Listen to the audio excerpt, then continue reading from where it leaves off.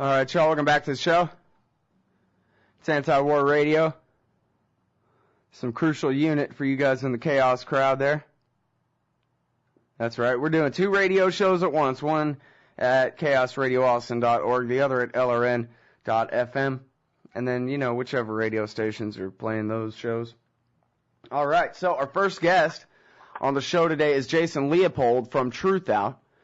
He was here just a few weeks ago to talk about exclusive, controversial drug given to all Guantanamo detainees akin to, quote, pharmacologic waterboarding. That was co-written with Jeffrey K. at truthout.org. And now the follow-up. Ex-Guantanamo official was told not to discuss policy surrounding anti-malarial drug used on detainees. Also co-authored with Jeffrey K. here at truthout.org. Welcome to the show, Jason. How are you? Hey, Scott. Thanks so much for having me back on. Well, I really appreciate you joining us today. Now, before we get into this madness, I was wondering if you could clear up real quick the status of Dick Cheney's extradition to face felony charges in Nigeria. That should be happening any day now, right? Well, because of the rule of law and all that, right? Put it in a nutshell, there was a bribe made for dropping bribery charges, and that's ultimately what it came down to. Halliburton, along with George H.W. Bush and James Baker, ex-Secretary of State, lawyer to the Bush family, were part of the negotiating team that met and spoke with Nigerian government officials and brokered a deal that see Halliburton pay Nigeria $250 million to allow the charges to sort of just disappear. And let me just say that there's also been involvement by the State Department in this case as well. So while it appeared that, hey, you know, Nigeria is just kind of being a bit rogue there to some people by indicting Cheney and 8 other current and former executives at Halliburton, there was actually some real fear in the sense of, perhaps Interpol would, issue an arrest warrant. And so the State Department got involved, at least as far as we know, to the point of just monitoring it and discussing it with Nigerian government officials. But ultimately, they're paying a bribe to drop a bribe, and this revolves around a suspect $6 billion contract Halliburton received. Halliburton's subsidiary, former subsidiary, Kellogg Brown and Root, KBR, received back in the 90s to build a liquefied natural gas plant. And that took place while Dick Cheney was CEO of Halliburton. Well, and as the other Scott Horton has explained on this show, the guy that was the go-to guy on the entire project was brought in by Dick Cheney, was Dick Cheney's right-hand man, that the Justice Department was after him at the time, that Halliburton all these years has basically conceded their guilt on all this and paid numerous fines to the DOJ and to the government of Nigeria, that basically there never was any question as to whether Dick Cheney was guilty of being involved in this bribery scheme. No, there isn't any question. I mean, the only question is why did the Securities and Exchange Commission, that's on the civil side, and the Justice Department, frankly, just not follow it through. Obviously, the easy answer is it's Dick Cheney. He was a vice president, and you just don't go there. So now you're telling me that Bush Sr. and James Baker III, his former Secretary of State and the lawyer at Baker Botts for, I think, every oil company on earth, they went and those two went to talk with the Nigerians or got them on the phone? Correct. They had a conference call. They were involved in conference call discussions.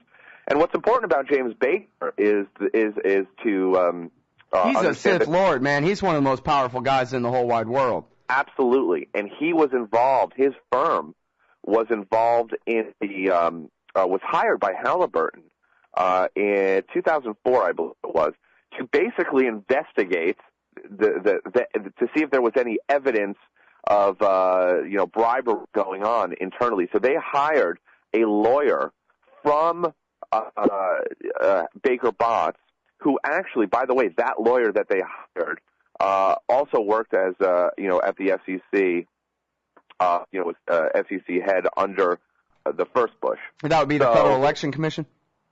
I'm sorry? You say the FEC, the Federal Election Commission? Oh, I'm sorry, the SEC, the Securities and Exchange Commission. So we're talking about people that are just, an incestuous relationship everywhere, connected everywhere. So Baker Botts and James Baker were very, very involved with Halliburton in terms of just, investigating all of this internally and dealing with the Justice Department when charges came down against certain executives. Well, sure, and people remember James Baker. If they're too young to remember him being the Secretary of State back when he told Saddam Hussein to go ahead and invade Kuwait, who cares, then they'll at least remember him rigging the election in Florida for George W. Bush in 2000. Exactly. He was the point man for the Bush team that went in there and took over the thing. Yeah, I just wish they'd listened to him so on Iraq policy. Would have been better than listening to Richard Pearl. Right. And so, yes, and it's, it's truly, it's truly unfortunate in the sense that they had a good case here. They had evidence here in Nigeria. This investigation, this issue with, with bribery on this natural gas liquefaction plant has been going on for, more than a decade at this point. Switzerland and France conducted their own investigations. France, years ago, was looking at evidence about Cheney's involvement. Again, the guy was the CEO. We held CEOs of other companies accountable for, a wide range of, scandals that took place under their watch, whether they, knew about it or not. So, the fact of the matter is that, Cheney, I think the evidence clearly shows, was aware that this was happening, maybe even, went as far as to sort of encourage it, and at this point, the case is over. Well, you know what I think would be hilarious would be if Nigeria could indict a former American vice president for crimes that he committed when he was a private citizen that he's obviously guilty of, where they have a complete case, and he would be extradited and tried and put in prison. I mean, that's the big joke, right, is consider the counterfactual. Yeah, right, like Dick Cheney could ever be held to account for anything. He can torture to death whoever he feels like, but he can't bribe some Nigerians? Come on.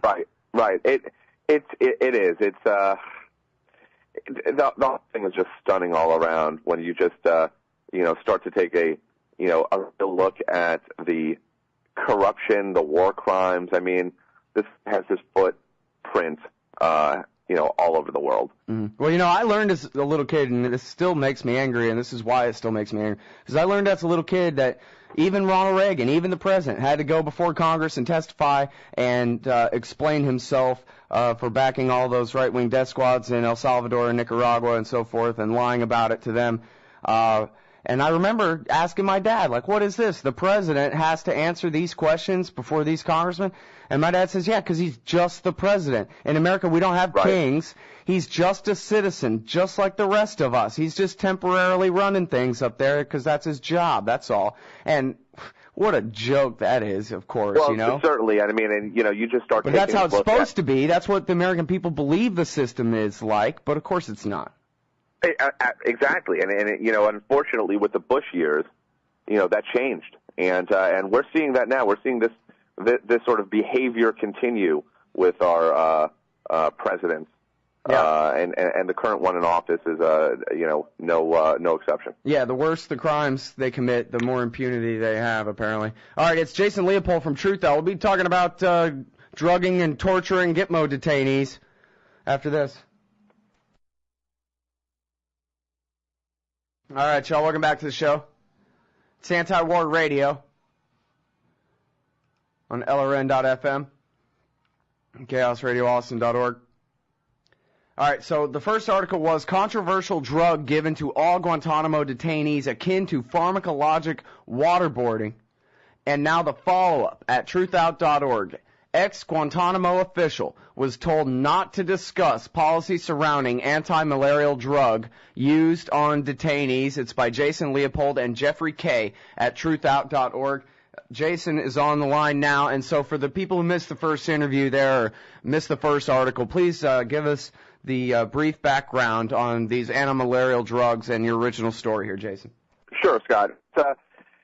This was a very controversial decision that the Defense Department made when all Guantanamo detainees were transferred to, or rather, when the detainees were transferred to Guantanamo, largely from Afghanistan in January 2002.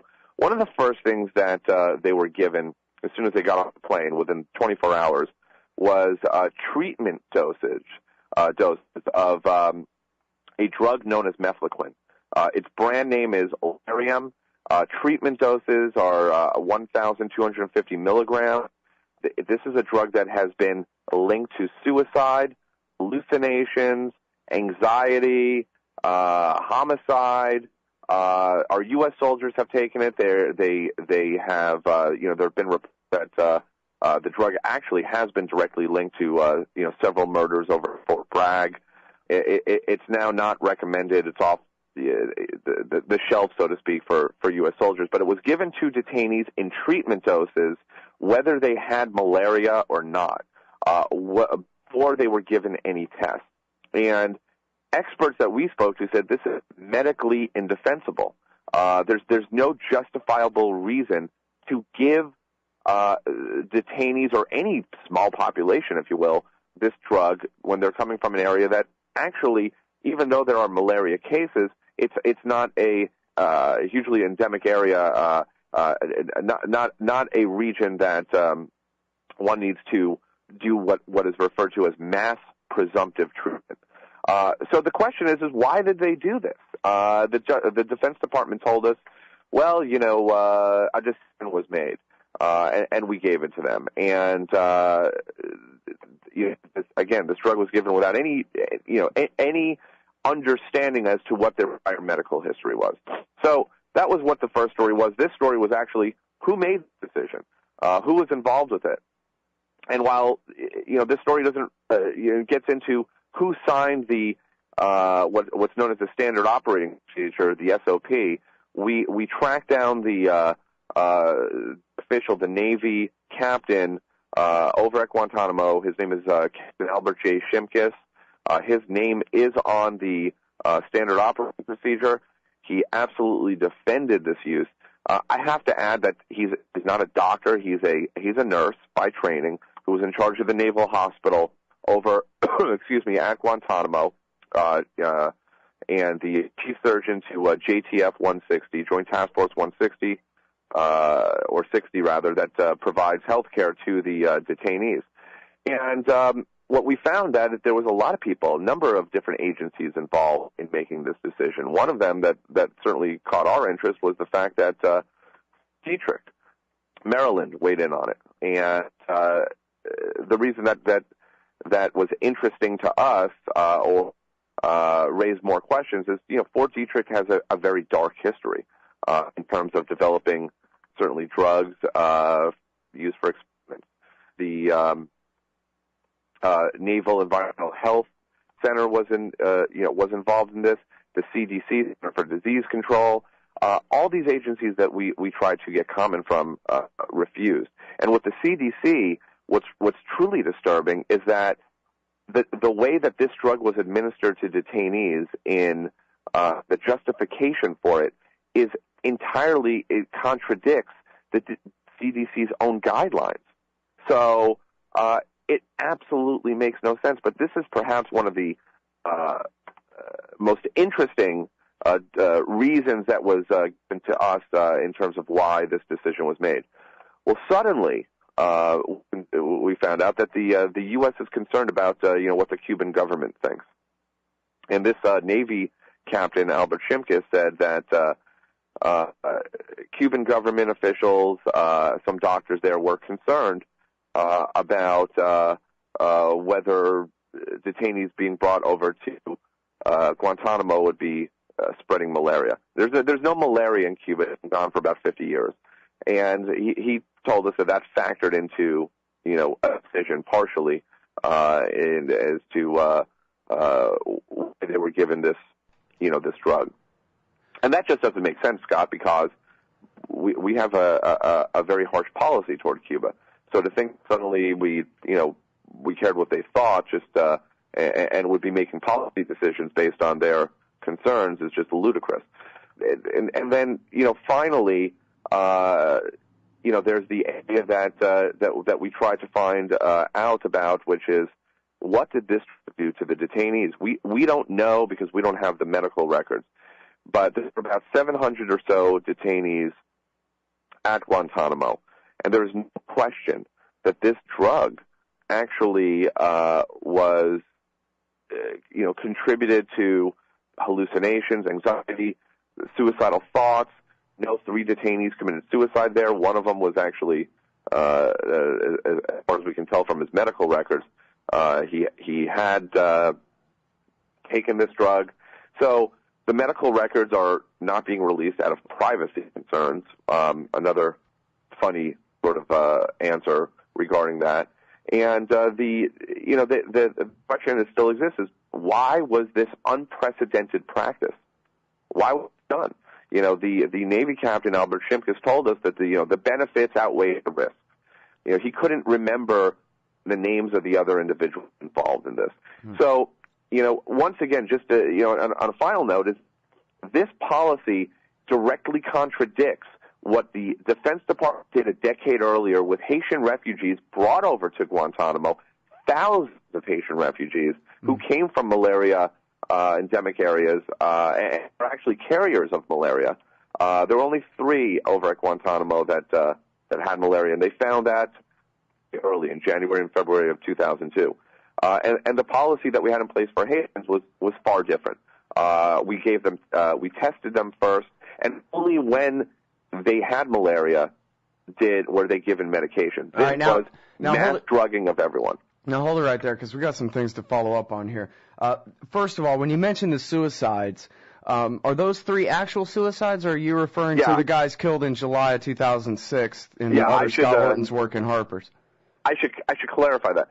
These are the alleged suicides that took place in June of 2006. Okay, because there were some. I thought that there were some actual suicides. Those 3 I wouldn't think count. No, because there's they get ironic quotes around suicides there, like an old friend of Bill Clinton's or something. Exactly. Excuse me. There were many suicide attempts taking place in 2002. Dozens. Obviously, again, we don't have much of the information. Because they won't allow any of these documents to be released. So we do rely heavily on what the detainees say and what some people who serve say. And I've spoken to some former guards who were there and said, there were many suicide attempts. And certainly, I'm not going to say that all of it was linked to a particular drug. I mean, they were in Guantanamo. But the fact is that this practice was medically indefensible. This drug was given to them immediately after they arrived. And by the way, right after they arrived, they're sort of brought into, isolation and I'm sorry, Jason, before being interrogated. I'm sorry, we're so short on time. I just wanted to try to nail down here. This guy Shimkus, you talked to him, and he says basically he's got an alibi, which is, hey, this is medicine, as we decided to do this and whatever. But did he have an explanation as to why he was giving treatment doses instead of preventive doses at all? No explanation. Could not explain it. All right. Well, we're going to keep our eye on this. I'm sorry we're all out of time here, but great reporting as always there at Truthout.org. Appreciate it, Jason. That's Jason Leopold.